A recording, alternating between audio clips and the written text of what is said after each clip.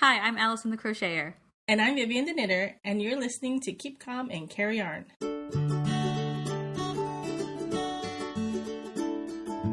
do our dance? I don't know. Hello, and welcome to episode 63 of Keep Calm and Carry Yarn. This is a knitting and crochet podcast hosted by me and my mom, Vivian. I'm recording from my home here in Edinburgh. And I'm recording from my home here in Virginia.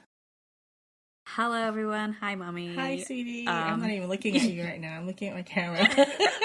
So weird. if you're an audio-only listener, things are normal, totally normal. But if you watch us on YouTube, you can see our faces. Maybe if this goes all according to plan. We've decided to try something new because, well, to be honest, I've been kind of wanting to try for a while, but I figure while we're all social distancing and feeling isolated, that you might want to see our beautiful faces for once.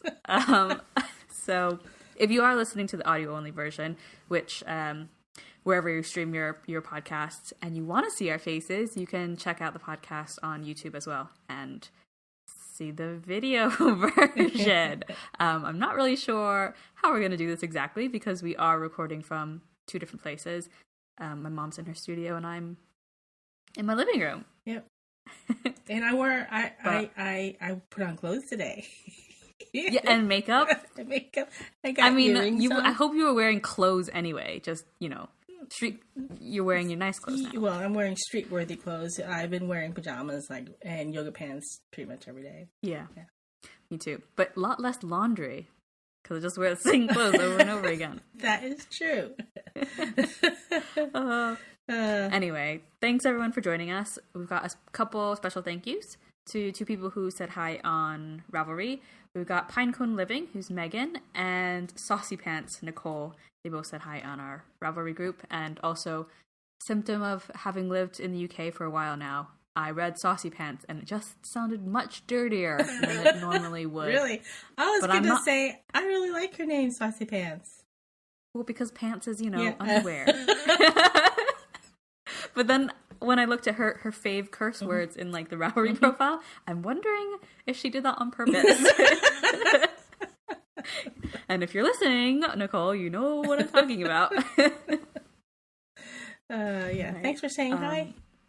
Yeah. So we can jump into our BuzzFeed quiz, which you picked. Yep. And there are 6 types of cats in the world, which one are you? Yeah, exactly 6. And the tagline is the most scientific quiz you'll ever take. Okay. We know how true that is. What'd you get? I got the sneaky little troublemaker. Oh, good. I got the same thing, so you can read it. It's a long one. Okay. You like to be behind the scenes and limit the contact you have with the humans. That way, you don't get yelled at when you destroy all their hair ties or hide all their socks. While you like to play, you're also a careful strategist and mathematical wizard. These traits are in full effect when you plan the careful trajectory of the things you push off of the counter. You like to maximize the mess it'll make. You also love a good hiding spot. The humans may think they know where all of them are, but they don't. You're full of surprises. So, I don't think we're troublemakers. I don't think so. In pretty much all ways. I was and still am a good girl. But for the most part, I mean, the ways that we're bad is not really bad. It's just maybe a little mischievous or just a little laziness. But I do like the little lazy. I do like the little kitty picture and the expression. Oh yeah, knocked over plants. Yep. So, well, since we're the troublemaker, one of the questions was choose something to push off of the counter. And I just said a TV remote. Okay, I went for the car keys because I thought it would make a nice, satisfying jingle. Oh, I picked the remote because I like the way it goes clunk. As a cat, I would like the way it goes clunk. Although, okay, so the other options were a candle, a half-full glass of juice, a bottle of water, or another cat. And I think troublemaker would probably either the candle or the glass of juice, because that would make the most mess. Yeah, or another cat. Yeah, but that's less troublemaker. That's more like me, the bully cat. I guess. Okay, what about choose something that you play with that isn't a toy? Paperclip. I picked the bottle cap. Wait, I want to know which window you picked. That was the first question. Okay, well, we must have something in common. I'm gonna laugh if we have nothing in common. I picked the really modern one with the balcony. Because it was like a really big window. I picked the one with the wisteria growing up above the window. I knew it! I almost picked that one as well. But yeah, so okay, that's not the same. So there's two more questions. So, okay, someplace to nap besides the bed. On top of a human. Okay, so I didn't pick that. I picked in the closet for I just, the idea of just like being in the closet with all the like clothes, like keeping you cozy, yeah, so just felt really appealing. But she's not a troublemaker. Okay, so we must. All right, where would you like to receive pets? Behind the ears. Okay, that's what I picked too. So that one must be the only one that we got right. The same. Right? Yeah. Very scientific. I mean, very scientific. Yeah. I want to know what are the other cats. What are the other kinds of cats? Well, if anyone else wants to take the quiz, the link will be in the show notes, and you can let us know on Instagram or in our Ravelry group. We've got a thread for chatting about episodes and stuff, so you can let us know what kind of cat you are, so we don't have to try and pick the quiz 17 times just to figure out what other cats there are. But I think one of them must have to be like some sort of bullying cat. Yeah, the mean cat. Because I feel like that's a cat type. Coolio. So what's our... Got any whips to talk about? I do. I'm going to bend over. So I didn't really... I'm still working on my fade shawl. Find your fade. Find your fade shawl. And I haven't gotten really far because it's starting to bore me a little bit because it was just talking. It's just garter. And each row is getting longer and longer, so I kind of set that aside. I did make a little progress, but not enough to speak of. My cardigan, I'm on the third row of cats. Just started the ears. I just finished the eyes on the third row, and I am really, really liking this jacquard. Yeah, I was gonna ask you about that. Yeah, the jacquard ladder method versus the Stuart. I don't like Stuart. So this is what the floats they look kind of similar to what we were doing with the Stuart, but it's just the manner that you're doing it. So I think there's just more give. So it just makes a stretchier fabric, and there's no letting the stitches unpicking and picking up anything. So I didn't realize, was it somebody commented on one of our videos? Oh, I had meant recommending that up, and I forgot. Yeah, somebody that commented on our the YouTube, but I didn't mention her name last time. It's a lot of consonants. Her name. Okay. Okay. Yeah, I didn't realize it was from the comments that someone had recommended it. So. Yeah. But yeah. Good thing they did. Otherwise, I'd be still going. You'd be in a very different state of mind about the cardigan right now. If that were the case. It is getting old. The whole doing color work flat. Because I'm not very good at doing the color work on the pearl side. I am getting better, but it still annoys me. So how many rows of cats are there? There's only 3 rows of cats, and there's just a little tiny You're on bit. The last yeah, one. I'm on the last row of cats. So after this, it's just going to be straight stockinette. Wait, does that mean you're adding the second black cat to the last row? Yeah, I already added the second. No, I added it on the second row, and for some reason, this cat looks really fat. That one. Oh God.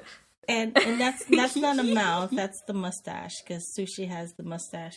Not the mustache. It's whatever. She's got the spots. Some white spots. Yeah. So it looks like she's demonic. Maybe you shouldn't have done the white spot. could always do a duplicate stitch over it or something, but it does look... Or maybe add... Because it's a straight line. It's the same amount of stitches as the eyes. Maybe if you made it more blobby, or like a different, like added... I don't know. A couple stitches should somewhere. Add a picture of Sushi right here in the video and compare. But Willet has a little white spot as well. Willet is above his lip, and Sushi's is actually like under her lips. Yeah. So do cats have lips? Why not? They have lips. If they didn't have lips, they wouldn't be able to nurse from their mom. They wouldn't be able to. Yeah, I guess. Yes, cats have lips. And do I have another whip? Is that it? I guess that's it. Huh? Those are my 2 whips? Yes, those are my 2 whips. Okay. Well, I've got whips. So I'm still working on my Dedanan Tunisian shawl, and I've gotten pretty far. So it's now like you can tell it's a scarf. Oh, nice. There's length to it. I've actually done the number of rows that's in the pattern, but my lace weight yarn is way lacier than the recommended lace weight yarn, so it's not long enough. I think it's supposed to be like 60 something inches, and at the moment I don't even think I've hit 40 long. Oh, so that means your yarn is finer than... Yeah, it's finer. Okay. I think the recommended yarn is fiber spates, and there's like 800 meters in 100 grams. Mine has like 1,200 meters. Oh, wow. Yeah. This is the one that took me 20 minutes to wind. Like, not by hand, even. With the... Was it tangling? Ball winder. When you were...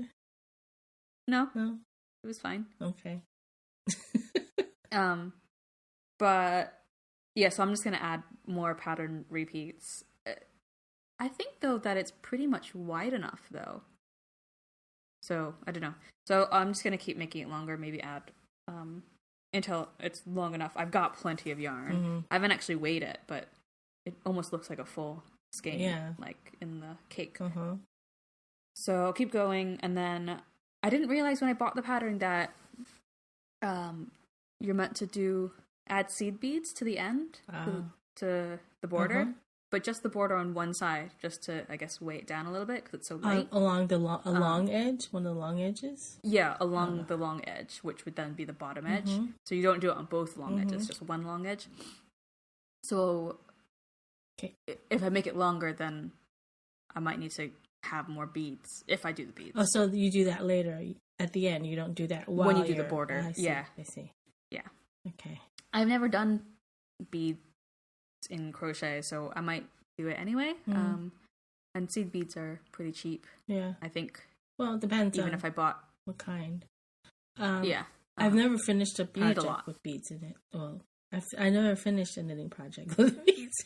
I should say I've started a few, but I never finished. So I don't know how crochet would be. Yeah, I had no idea how it would work, so I just like briefly Googled it just to see like a YouTube video of somebody doing it, and you need like a really, really thin wire hook, obviously, or a wire or floss. Maybe I don't know. You put the bead on. I don't know. I don't words. But I've got really thin crochet hooks that Sam's mom gave me. Oh yeah, those deadly ones.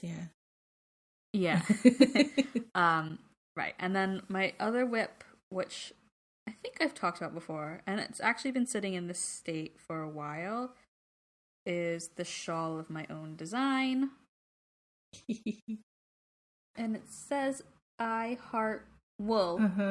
And there's a little sheep. I think last time I talked about it, that sheep was there. And then now it's got words.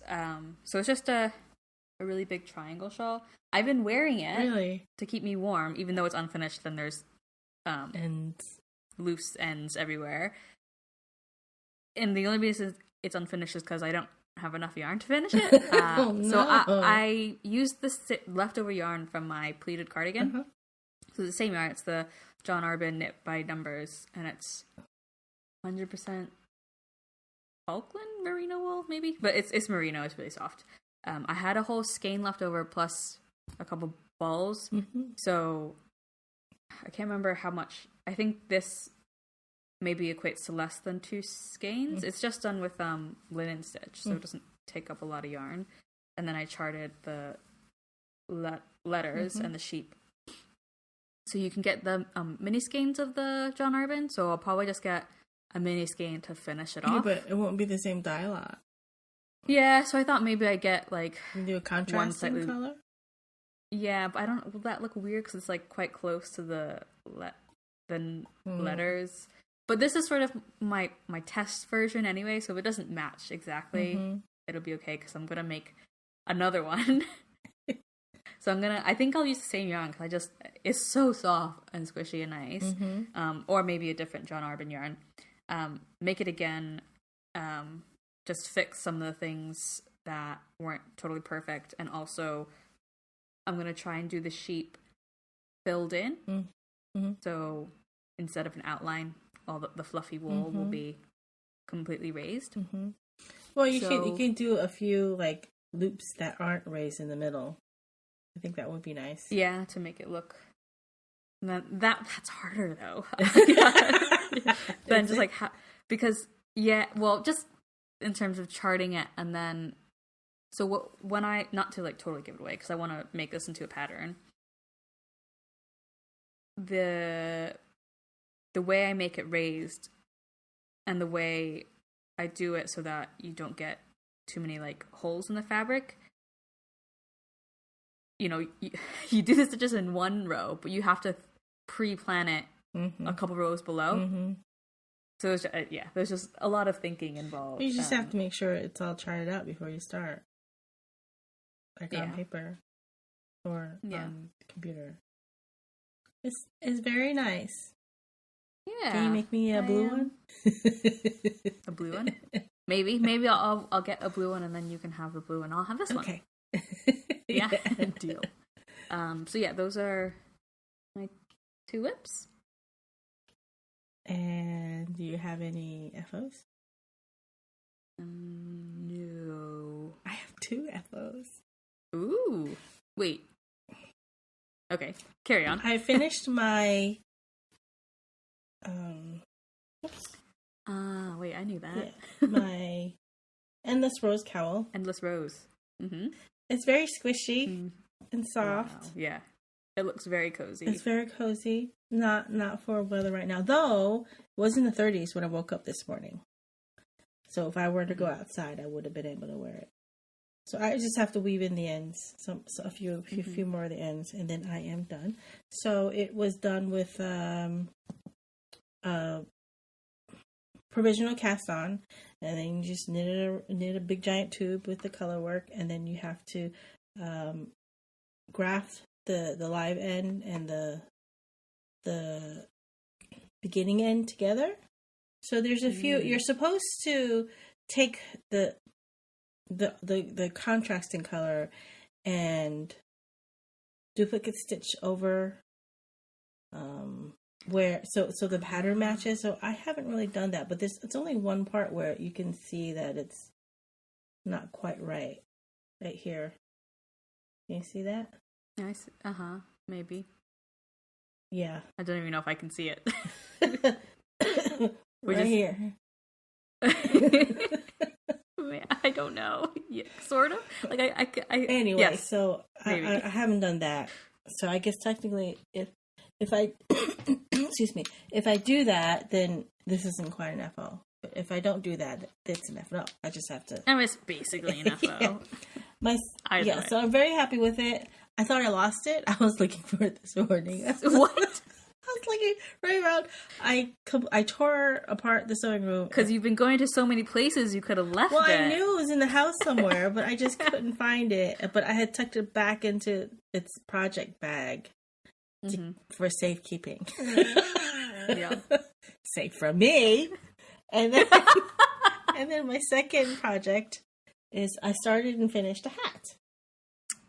Wow, isn't it cute? That was fast. The Easter egg one that you said that looked like Easter. Yeah, it's very Eastery. Like it's all pastel colors, Yeah. pastel blue, pink, yellow. Mm-hmm. So this is cute.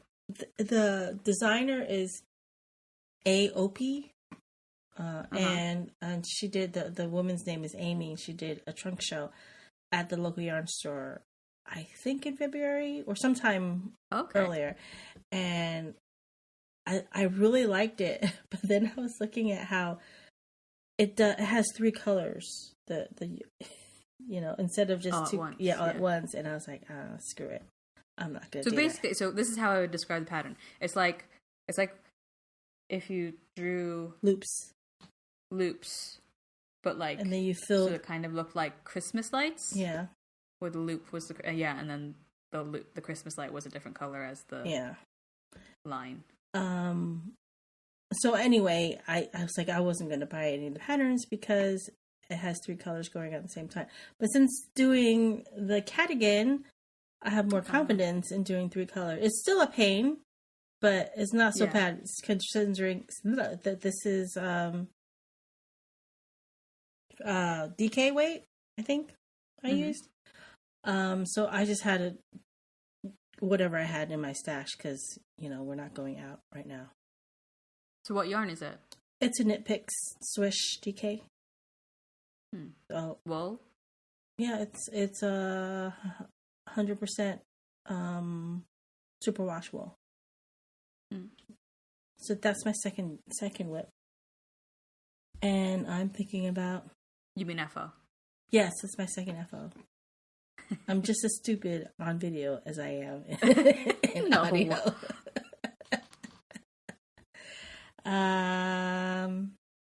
Anything... I guess that's all our fibery content.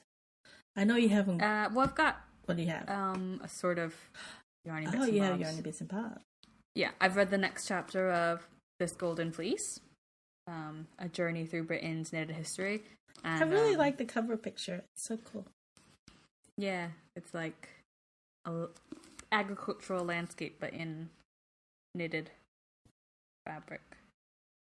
Anyway, so I've now read chapter 3, which, let me pull my notes up. Chapter 3 is called Revolutionary Knitting. And I kind of thought it was going to be more about, like, craftivism. And it was. They talks about the pussy hats and stuff like that. But the sort of revolutionary knitting that she's referring to is more about the French Revolution. She talks about how Madame Defarge in Les Mis is always knitting. And she's in the books. Oh. I thought so she's knitting. Okay, never mind. Okay, go ahead. She's knitting. She's one of the sort of French Revolution's... Oh god, it's in French. I don't know. Tricotuses. I don't know. I don't know. I didn't even try to make it French. That's just what it looks like it says. But they were like actual, like, politically engaged women during the French Revolution who knitted for... I don't really know. That is how I understood the chapter. But... well, one of the quotes says, politically engaged women were seen as either screaming harridans or frigid automata. I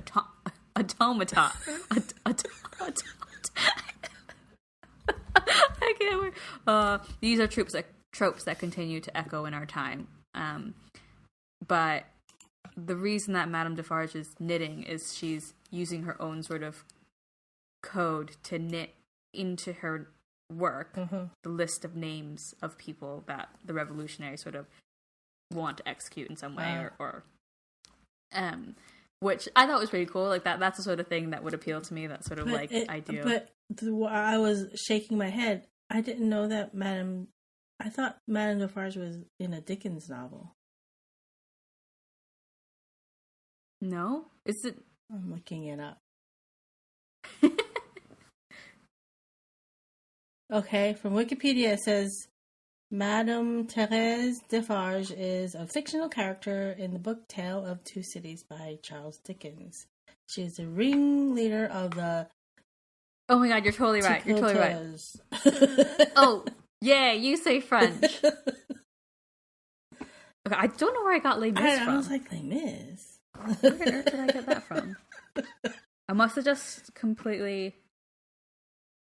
Have you even read, like...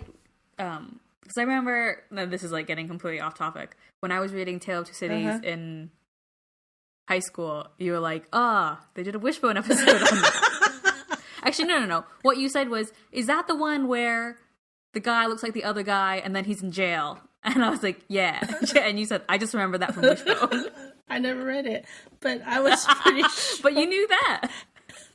Well, thanks for correcting me, because otherwise this would have gone out. I did read Les Mis in French class, so I was like... So you knew it wasn't that. Okay. But anyway... it was in a very abridged version. It was like the child's edition. It wasn't like the big 5,000 word page.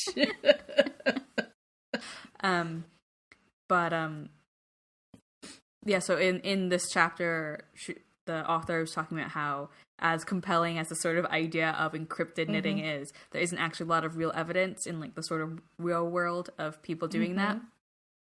The examples that she had were more about knitting as not necessarily the message being encoded in the knitting, but using knitting as a cover. So in 1914, MI6 and the Belgian resistance found women in whatever town which had a view of the railway yards, and so they would, like, sit out on their porches or whatever and knit, but while, like, as a sort of cover, but while they were knitting, they would knit one if it was troop training, or purl one for an artillery vehicle. So that was an example of actual encrypted knitting. But then other things of not encrypted knitting was hiding messages in, like, a ball of yarn, or a woman supposedly during the American Revolution. I don't know. She was some woman who was watching things going on, and so she was knitting on her porch, but, like, tapping a message with her foot on the ground to, like, her children below her or something like that. I don't know. Interesting. But yeah, so it wasn't the chapter wasn't what I was expecting it to be, but I think there's... But it did mention the pussy hats. It mentions the pussy hats, and so the whole idea of the book is she makes something in each chapter to do with the theme that she's talking about, and so she makes a pussy hat. Okay. But I think there are other books that, like, whole books that explore more of the craftivism thing. So maybe that'll be another book on my list. Yeah. Because you don't have anything better to do right now. I got lots of things to do. Yeah. Actually, we have a lot of house projects. So I always get interrupted when I'm doing my projects. And I was going to do a brief shop talk. There really isn't that many things new in the shop, but my shop is still open because I'm making masks for different people. But I've run out of elastic, and they're nowhere to be found at this point. So I've pretty much stopped production of the masks. And so at some point, I'll go back to making bags. It's just, I haven't really been in the mood. Yeah. And this is, in case, for new listeners, my mom has a Etsy shop selling homemade project bags for knitting, of which this is one. This is one of your first ones, with the woodland creatures, but the reason this one is mine is because you made a mistake. I did make a mistake. It has a rectangle bottom instead of a square bottom. Yes. Yes. Oh, and so I have a question about the masks. I'm getting hot. So not to make the episode about coronavirus, but obviously you guys have been advised in the States to wear masks or cover your mouth, your faces at least. Has there been much in terms of, like, PSAs about the proper way to wear masks? No, not here. Because I was reading something about how... Have you guys? How one of the things about advising the public to wear masks that maybe some countries are more skeptical about is that they may not actually reduce the risk of transmitting or getting coronavirus, but mostly because people aren't using them correctly. So it's like, you can't touch the mask the same way like you touch your face. Like if you take off the mask, like, you know, touching the front of it rather than from the ears, the sides, then it makes less effective, because then whatever your hands have touched is now right on the front of the mask. Or like, because people will do that to like eat something or and then put it back on, and you know, you shouldn't reuse the mask without cleaning it. Like, you know, you can't just like take it off, put it in your bag, and then put it back on. You're supposed to wear a new one. So stuff like that. So I was just wondering if because like obviously that's a good point. We haven't had any PSAs about that, but that kind of like, I mean, a lot of that is kind of, I mean, I think it's common sense. You gonna say common sense? It's like if so with washing your hands, but we've gotten lots of things about wash your hands for 20 seconds, and notes posted about all the way to wash your hands. Well, but yeah, I guess just be careful. I try. Yeah, I try. We try not to touch it. And as soon as we get home, we wash our hands. And then I try to. I don't really throw the mask in the wash. I just steam the heck out of it, figuring that the high heat would kill any germs. I'm not sure what would happen to them. If I wash them too much, I think the elastics will start wearing after a while if you wash them too many times. I don't know. So, and some of the ones I made have interfacing in them. So, and the fabrics have not been washed prior to me making them, so they would shrink, and the interfacing won't shrink, and it'll be kind of a mess. So, I just steam the heck out of them with my high steam. Can you hear that? Banging. A little bit like thunder, yeah. Construction stuff. So with my high heat iron, I just steam the heck out of it.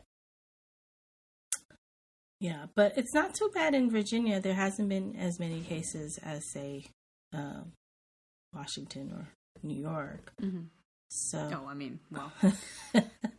So, and plus, we really aren't going out that much. We're recording. Interruption. Hi, baby. Hi. This is Willet. Oh, that's Willet. Yeah, that's Willet. Does he know that he might be on the podcast now? Yeah, in his pajamas too. We'll just leave that in. Oh, Willet. Now people can see what I mean by the little spot over his lips. Yes, like just over his mouth. Yes. Well, do you have anything for Nerd-tastic while we're here? Surprisingly, I haven't really been watching that much TV. I've been watching so much TV. I mean, I'm behind on Outlander, and there's a list of things I want to watch, but I haven't really watched a whole lot. What have you been watching? I've been watching a lot because I finally, like, with the Danon shawl, like, it's charted, and I think at one point I had taken a picture on Instagram back in February of a picture of a gin and tonic and the shawl, and I think it was Stasia. So somebody commented, was just like, I hope you're being careful, like, tipsy crocheting that, you're gonna have to rip something out. And whereas now, I think I could confidently tipsy crochet it, because I say that, but I end up having to rip things out anyway, because I think I know what I'm doing. I'm like, oh yeah, I've got to do that. And it's like, oh no, I did it too early. But I've been crocheting that and watching a lot of TV. So yeah, I caught up with Outlander pretty much. I've watched The Expanse on Amazon Prime, which is a sci-fi show. You started watching that when it was still on Sci-Fi. It's not on Sci-Fi anymore. Oh, it's not on Sci-Fi anymore? No, it's just purely Amazon Prime now. Like the new episodes are on Amazon Prime. Well, see, I wouldn't have known that, because I think it was on Amazon Prime here anyway, or maybe it wasn't on. But you were watching it here, though, weren't you? Yeah, I think I started it back home. I'm watching The Expanse. I'm watching The Magicians again. That's another one that was on Sci-Fi. I've read the books a while ago. Isn't that like a kid's book? And No. Or young adult? Not a young adult book? Maybe. Yeah, young adult but it's a fantasy book, but I mean, it's definitely not a kid's book.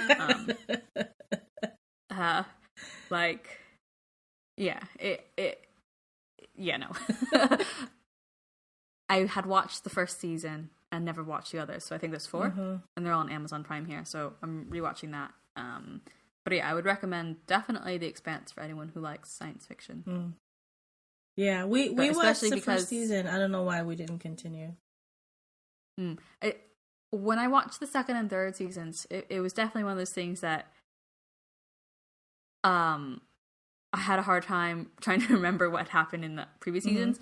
But when I started this 4th season, maybe because it's on Amazon Prime now, they did this like recap, like 3-season recap. But it wasn't just here's a montage of clips put together. There was a man.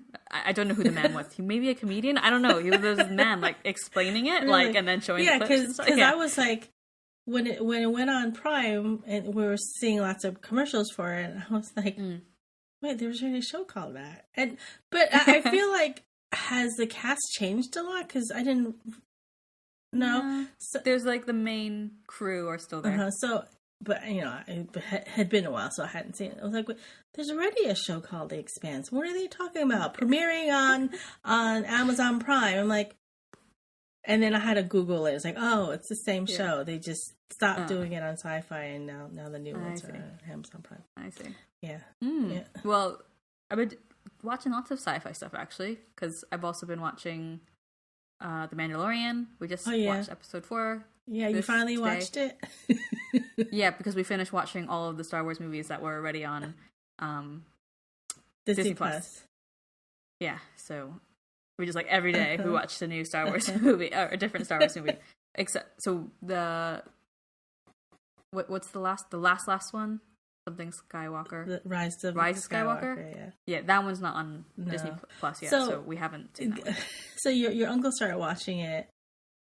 Yeah. And he's like, oh, wow. I was talking to him about it. He's like, Baby Yoda is really cute. Yeah, and your dad replied, yeah, and he only gets cuter. Yeah.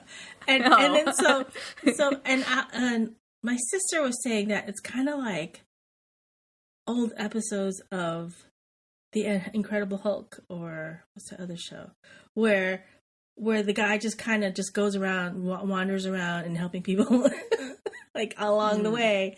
It's very episodic that way. Yeah. So at least you think it is, and then there is like an arc. So.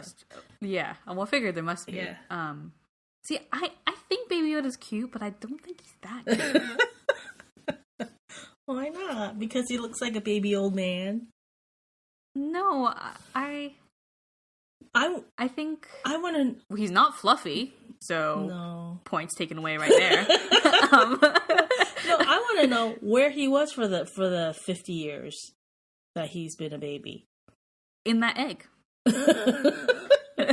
And sleeping. I also want to know how the heck did they get his DNA if nobody had seen them before? Because they had to get his DNA for the tracker things. Like, who got close to him to put a tracker on him or to get his DNA? It's like, that doesn't make any sense. Mm-hmm. Yeah, it's just a TV show. No, those are the things that's going. And then, so my sister, she's also finally watching the show, and she's like, how does he pick his nose? What if he wants to rub his eyes? How does he? Well, because his arms are so. No, I'm sorry. Talking about the Mandalorian. It's like, if he never takes his helmet off, how does he rub his eyes? How does he pick his nose? I mean, Sam and I were making that joke, and because in the 4th episode is when the lady was asking him about like when the last time he actually took off his helmet, and like and you see him take it off in that, like, to eat. You see the helmet next to it. But before he did that, Sam and I were just like, like, that's how he eats. Just shove it in. There's an opening that he get over. Straw. Liquid diet only. Or if he has a runny nose, how does he Yeah. Well, but you haven't watched to the end yet, so I can't spoil it for you. Yeah. No spoilers, please. But it is a fun show. Yeah. Cool. Can't wait for the second season now. Yeah, they are very short. Yeah. Whatever that's going to be. I mean, a lot of shows are. We don't know what's going to happen now. I'm just interrupting the video portion of the podcast to remind everybody about the Archive Cal, because we forgot to mention while we were filming. The Archive Cal is ending very soon on the 25th of April. And if you've been participating, make sure you join in on the conversation on Instagram by using #ArchiveCal or posting in our Ravelry group in the thread that we have for the Archive Cal so that you're eligible for the prizes. We've got 2 different prizes up for grabs. The first is a project bag made by my mom, and it's super cute, got little cats on it, and along with that, a cute little sheepy enamel pin. And then we also have a skein of yarn from Aberdeen's Wool, which is a yarn store in Canada, and with that, a copy of the Boardwalk Stroll Poncho by Jennifer Shields Toland. We can't wait to see what you've all been making. Right, so if that's all we got, then I can do my spiel? Yep. Yeah, okay. So you can find the show notes for this episode and every episode on our website, which is kcacy.wordpress.com. And you can also follow us on Instagram. Just our handle is kcacy podcast, or you can follow my personal Instagram, which is Allison here. My mom's personal Instagram is upstate_viv. Subscribe and like and comment and blah, blah, blah, blah, blah on iTunes, on YouTube, or wherever else you find your podcasts. And you can also join our Ravelry group. Just search for Keep Calm and Carry Yarn in the Groups tab. Thank you for listening. And remember to keep calm and carry yarn.